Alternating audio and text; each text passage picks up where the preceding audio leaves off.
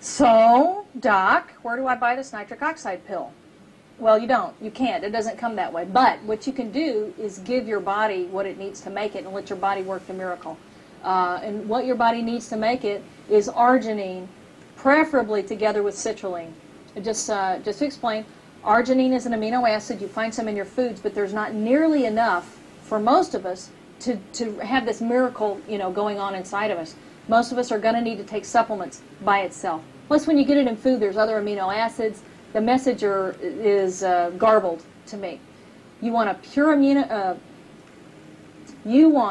arginine and citrulline together. Arginine is going to get in your body, and the lining of your blood vessels will turn that into nitric oxide.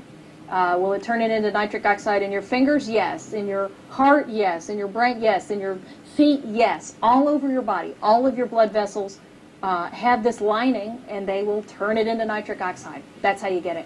Citrulline sort of makes it a long-acting effect because your body turns citrulline into arginine. Arginine itself is going to go away pretty quickly. Okay, 1 to 3 hours we know from a dose that you take by mouth, and you take some by mouth, and it's gone in about 3 hours. Nitric oxide lasts 5 whole seconds. So you need something with it to give it a long-acting effect, and that's what citrulline can do. Now, vitamin D, that is probably the most common vitamin deficiency in our modern world. When we were outside, we lived in an agrarian society and everybody went outside and worked, we probably were getting enough vitamin D even to carry us through dark winter months. Now we're all indoors. We don't go outside. If we do, we wear sunblock. We're worried about aging. We're worried about skin cancers. So vitamin D is a very common nutritional deficiency. The medical education I got that said if you take more than 2,000 units a day, that's too much, is wrong. It's wrong. If you'd like to learn a lot more about it, you can go to a website, vitamindcouncil.com, and you'll get a good education in vitamin D and vitamin D3 and why we need a lot more than 2,000 units a day.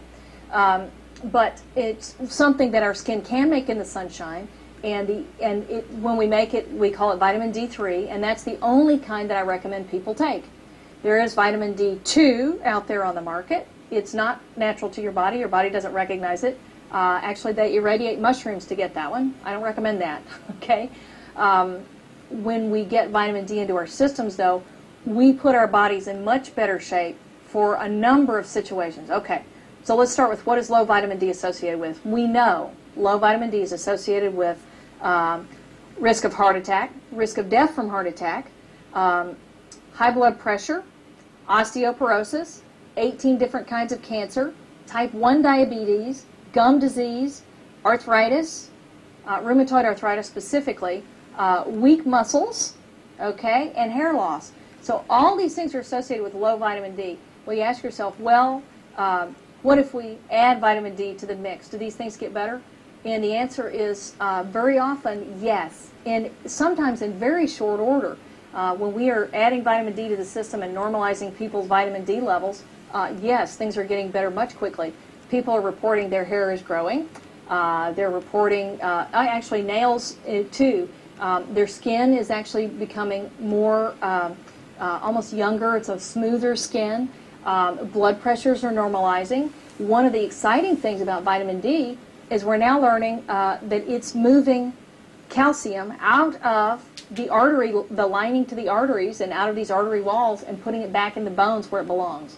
So that's an exciting situation too. There was a study done in Nebraska, I'm pretty sure it was in Nebraska, on women, menopausal women, and they were giving them 2,000 units of vitamin D a day, and in 2 years they had cut the risk of cancer by 75%. So, wow, that's like, and why wasn't that all over the news? I caught it on my email, but that is an exciting situation when you realize how quickly these things can happen. It's even on the Susan G. Komen website now, that if we're just getting the proper amount of vitamin D, breast cancer may not be a problem.